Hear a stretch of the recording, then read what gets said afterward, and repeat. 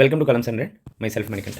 చాలామంది ఆస్పిరెంట్స్ రాబోయేటటువంటి sub inspector అలానే పీసీకి సంబంధించినటువంటి ఎగ్జామ్స్కి ప్రిపేర్ అవ్వాలనుకుంటున్నారు. అయితే వీళ్ళందరూ కూడా కామన్గా ఫ్రీక్వెంట్గా అడుగుతున్నటువంటి క్వశ్చన్ ఏంటంటే దీనికి సంబంధించినటువంటి ప్రాపర్ బుక్ లిస్ట్ అనేది సజెస్ట్ చేయండి సార్ అనేసి అడగడం జరుగుతుంది. సో దట్ ఈ వీడియోలో కంప్లీట్గా జనరల్ స్టడీస్ గురించి బుక్ లిస్ట్ గురించి మనం ఈ వీడియోలో డిస్కస్ చేసుకుందాం. ఆల్రెడీ అర్థమెటిక్ రీజనింగ్కి సంబంధించి ఏ విధంగా ప్రిపేర్ అవ్వాలి, దానికి సంబంధించినటువంటి బుక్ లిస్టు, ఇటువంటి వాటన్నిటి గురించి కూడా రామచంద్ర చెప్పడం జరిగింది. So that if in case ఎవరికైనా ఏమైనా డౌట్స్ ఉంటే నేను కామెంట్ సెక్షన్లో అయినా లేదంటే డిస్క్రిప్షన్లో అయినా ఆ వీడియోని పిన్ చేస్తాను. సో దట్ మీరు ఖచ్చితంగా చూడడానికి ప్రయత్నించండి. ఇకపోతే మనకి జనరల్ స్టడీస్ మనకి ప్రిలిమ్స్లో 100 మార్క్స్ ఉంటాయి, అలానే మెయిన్స్కి వచ్చేసరికి 200 మార్క్స్ ఉంటాయి. చాలామంది ఏం చేస్తారంటే రీజనింగ్ అండ్ యాప్టిట్యూడ్కి చాలా ఎక్కువగా ప్రయారిటీ ఇస్తారు, బట్ జనరల్ స్టడీస్కి అంత ఎక్కువగా ప్రయారిటీ ఇవ్వరు. వన్ థింగ్ ఒకటి గుర్తుపెట్టుకోండి, జనరల్ స్టడీస్కి కూడా రీజనింగ్ అండ్ యాప్టిట్యూడ్ లాగా మీరు టైం ఎలొకేట్ చేశారు అంటే ఖచ్చితంగా దానివల్ల మీ రిజల్ట్స్లో మంచి ఫలితాలు కనిపిస్తాయి. ఇది కేవలం ఎస్ఐ ఎగ్జామ్కనే కాకుండా ఫర్దర్గా ఈవెన్ గ్రూప్ 2 కావచ్చు, గ్రూప్ 1కి కూడా చాలా వరకు హెల్ప్ఫుల్ అవుతుంది. కాబట్టి మీరు జనరల్ స్టడీస్కి కూడా రీజనింగ్ అండ్ యాప్టిట్యూడ్కి ఎంత టైం అలొకేట్ చేస్తారో జనరల్ స్టడీస్కి కూడా అలానే ఇవ్వడానికి ప్రయత్నించండి. సో ఫస్ట్ మనం సిలబస్లో ఏ సబ్జెక్ట్స్ ఉన్నాయనేది ఒకసారి చూద్దాం. One is general science, contemporary developments in science and technology and their implications including the matters of everyday observation and experiences, contemporary issues relating to protection of environment as may be expected of a well-educated person who has not made a special study of any scientific discipline. ఇక్కడ మనకి general science గురించి అన్నాడు, science and technology and also ఎన్విరాన్మెంట్కి సంబంధించినటువంటి అంశాలు ఇచ్చారు. దాని ఆ తర్వాత కరెంట్ అఫైర్స్ గురించి, current events of national international importance అన్నారు. దీంతోపాటు స్టేట్ స్పెసిఫిక్గా కూడా మనం కరెంట్గా జరుగుతున్నటువంటి అంశాలు ఏమున్నాయో వాటి గురించి కూడా తెలుసుకోవాలి. దాని ఆ తర్వాత మూడోది history of India. History of India అనేసి కేవలం మనకి మోడర్న్ మాత్రమే ఇవ్వలేదు, ఈవెన్ మనం ఏన్షియంట్ అండ్ మీడియేవల్ కూడా చదువుకోవాల్సినటువంటి అవసరం ఉంది. దాని తర్వాత జాగ్రఫీ ఆఫ్ ఇండియా అని మెన్షన్ చేశాడు. ఈవెన్ ఏపీ చదవాలి, కొన్ని దగ్గరలో మనం వరల్డ్ జాగ్రఫీని కూడా ఇంక్లూడ్ చేస్తూ చదువుకోవాలి. ఆ తర్వాత Indian polity, economy of India అనేసి ఇవ్వడం జరిగింది. ఇక్కడ ఈవెన్ మనకి మార్క్స్ అలొకేషన్ కూడా చూసుకోండి. ఇండియన్ పాలిటీకి 30 మార్క్స్ వరకు వస్తాయి, దెన్ జాగ్రఫీ కూడా 30 మార్క్స్ వస్తాయి, history of India 30 marks. Even మనకి ఇక్కడ ఏపీ హిస్టరీ అని మెన్షన్ చేయనప్పటికీ కూడా ఏపీ హిస్టరీలో కూడా క్వశ్చన్స్ రావడానికి అవకాశాలు ఉంటాయి. దీంతోపాటు ఎకానమీ నుంచి ఒక 20 మార్క్స్ వస్తాయి. మొత్తంగా ఇక్కడే మనకి 110 మార్క్స్ అనేవి రావడం జరిగింది. దాని తర్వాత కరెంట్ అఫైర్స్ ఒక 50 మార్క్స్, ఇంకొక 40 మార్క్స్ వచ్చేసరికి science and technology, environment, general science, ఇవన్నీ కూడా 40 మార్కులకి రావడం జరుగుతుంది. సో మొత్తంగా ఎన్ని మెయిన్స్కి వచ్చేసరికి 200 మార్క్స్కి జనరల్ స్టడీస్ అనేది ఉంది. అయితే దీనికి సంబంధించినటువంటి బుక్ లిస్ట్ చూద్దాం. ఫర్దర్గా వచ్చేటటువంటి వీడియోస్లో ఏ విధంగా ప్రిపేర్ అవ్వాలి ఏంటి అనేటటువంటి అంశాల గురించి కూడా మాట్లాడతాం. సో ఇందాక చెప్పినట్టే జనరల్ సైన్స్ ఎన్ని మార్క్స్ వస్తున్నాయి? 40 మార్క్స్. అంటే general science, science and technology, environment ఈ మూడు కలిపి 40 మార్క్స్ వస్తున్నాయి. దెన్ ఎకానమీ నుంచి 20 marks, Indian polity 30 marks, history of India and AP 30 marks, geography of India and AP 30 marks, current affairs నుంచి around 50 marks వరకు రావడం జరుగుతుంది. అయితే దీనికి సంబంధించినటువంటి బుక్ లిస్ట్ ఏంటి అనేది ఒకసారి చూద్దాం. ఫస్ట్ ఇండియన్ హిస్టరీకి సంబంధించినటువంటి బుక్ లిస్ట్ ఒకసారి చూద్దాం. తెలుగు మీడియంలో అయితే మనందరికీ తెలిసిందే సీనయ్య సార్ బుక్ అనేది ఉంది, విన్నర్స్ పబ్లికేషన్స్. దీంతోపాటు అబ్దుల్ కరీం సార్ బుక్ కూడా మనకి మార్కెట్లో లభ్యమవుతుంది. సో దట్ ఈ రెండిట్లో ఏదో ఒకటిని ప్రిఫర్ చేయండి, బెటర్గా ఉంటుంది. దెన్ ఇంగ్లీష్ మీడియంకి వచ్చేసరికి మనకి అబ్దుల్ కరీం సార్ బుక్కే ఇంగ్లీష్ మీడియంలో కూడా అవైలబుల్గా ఉంది. దీంతోపాటు పూనం దలాల్ దైహా అనేటటువంటి బుక్ కూడా మనకి ఏన్షియంట్ అండ్ మిడివల్గా ఉంది. అలానే మోడర్న్కి అయితే స్పెక్ట్రమ్ బుక్ అనేది ఉంది. సో మీకు ఆల్రెడీ స్క్రీన్ మీద ప్రజెంట్ చేస్తున్నాం కదా, ఏన్షియంట్ అండ్ మిడివల్కి పూనం దలాల్ దైహా, మోడర్న్ ఇండియాకి అయితే స్పెక్ట్రమ్. సో ఇవన్నీ కూడా English medium. Senior sir and also Abdul Karim sir book Telugu మీడియంలో మనకి ఇండియన్ హిస్టరీ కోసం అవైలబుల్గా ఉంది. దెన్ ఏపీ హిస్టరీ మనకి అరౌండ్ ఒక 6 to 10 మార్క్స్ రావడానికి అవకాశం ఉంది. కాబట్టి ఈవెన్ ఏపీ హిస్టరీకి అయితే జోగినాయుడు బుక్ అనేది మనకి అవైలబుల్గా ఉంది. సో దట్ ఇది డిపెండ్స్ ఆన్ యూ. సో ఇంత టైం ఇచ్చి మీరు చదువుకోగలను అంటే చదువుకోండి, లేదంటే మార్కెట్లో మీకు ఏదైనా షార్ట్ నోట్స్ దొరికినా, లేదంటే జోగినాయుడు బుక్కే షార్ట్ నోట్స్ ఎవరైనా తయారు చేస్తే దాన్ని కూడా ప్రిపేర్ అవ్వడానికి ప్రయత్నించండి.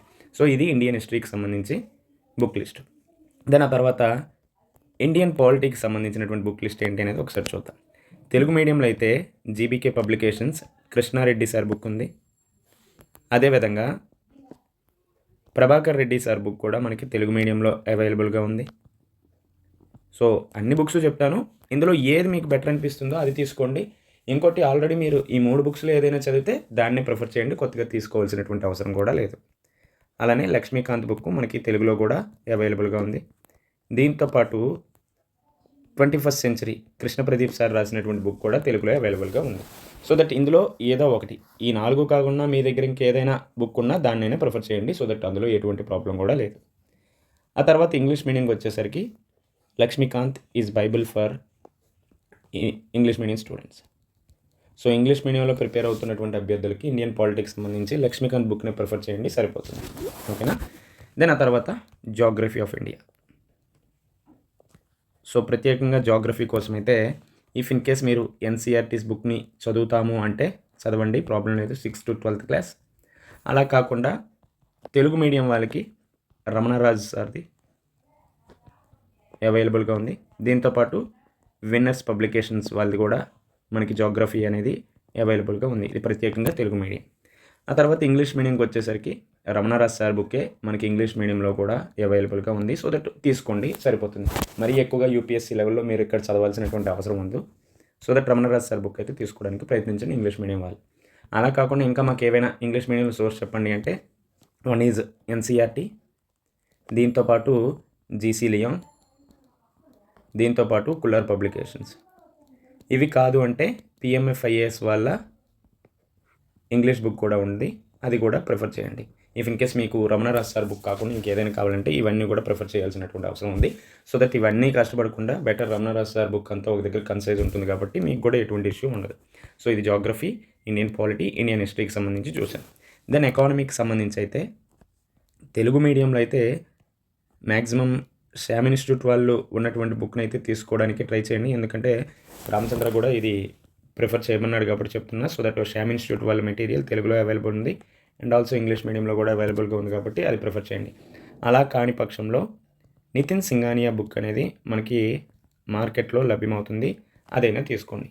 ఇది కాకుండా రీసెంట్గా వచ్చినటువంటి economic survey, then also budget, అలానే ఏపీకి సంబంధించిన socio economic outlook, AP related బడ్జెట్ను కూడా చూసుకోండి.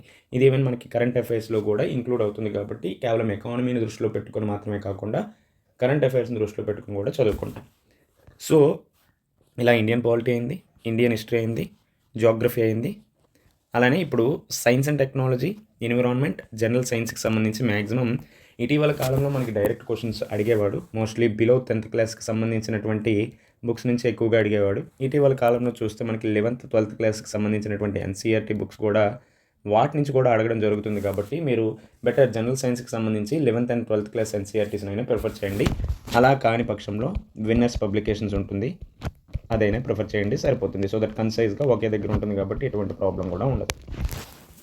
రైట్. ఈవెన్ ఈ సైన్స్ అండ్ టెక్నాలజీ, ఎన్విరాన్మెంట్ అటు కరెంట్ అఫైర్స్ని ఇంటర్లింక్ చేస్తూ కూడా అడుగుతాడు కాబట్టి మీరు కరెంట్ అఫైర్స్ని కొంచెం ఎక్కువగా దృష్టిలో పెట్టుకొని చదువుకుంటే బెటర్గా ఉంటుంది. మరి కరెంట్ అఫైర్స్కి సంబంధించి ఏం తీసుకుంటే బెటర్ అంటే అందరూ మార్కెట్లో లభ్యమయ్యేటటువంటిది షైన్ ఇండియా మ్యాగజైన్. ఇది బోత్ తెలుగు అండ్ ఇంగ్లీష్ మీడియంలో కూడా ఉంటుంది కాబట్టి ప్రిఫర్ చేయండి. అలా కాని పక్షంలో విజన్ ఐఏఎస్ మంత్లీ మ్యాగజైన్ ఉంటుంది, అది కూడా ప్రిఫర్ చేయండి. ఎందుకంటే ఇటీవల కాలంలో సైన్స్ అండ్ టెక్నాలజీ, ఎన్విరాన్మెంట్కి ఎక్కువగా ప్రాధాన్యత పెరుగుతూ ఉంది. ఒకప్పుడుతో కంపారిజన్ చేస్తే ఇటీవల కాలంలో పేపర్ సెట్ చేసేటటువంటి విధానంలో కూడా చాలా వరకు మార్పులు వస్తున్నాయి కాబట్టి మన యొక్క ప్రిపరేషన్ కేవలం ఇంతకుముందు సబ్ ఇన్స్పెక్టర్కి చదివే విధంగానే ఉంటే ఖచ్చితంగా మనం ఎగ్జామ్కి వెళ్ళేటప్పుడు బోర్లా పడడానికి చాలా ఎక్కువగా ఛాన్సెస్ ఉన్నాయి. కాబట్టి మీరేదో సింగిల్ లైన్లో ఉన్నటువంటి బుక్స్ని మాత్రమే ప్రిఫర్ చేస్తాను, కేవలం బిట్స్ని బట్టి పట్టేస్తాను అంటే ఖచ్చితంగా మీరు ఎస్ఐ ఎగ్జామ్ అనేటటువంటి రేస్లో వెనకబడతారు. ఇంకొన్నిసార్లు డైరెక్ట్గా చెప్పాలంటే మనం అవుట్ ఆఫ్ ద రేస్ కూడా అవ్వడానికి అవకాశాలు ఉన్నాయి. సో దట్ కేవలం single line books, MCQs, bits మీద ఆధారపడకుండా కొంచెం అనలిటికల్ వేలో, సబ్జెక్టివ్ వేలో చదువుకుంటే బెటర్గా ఉంటుంది.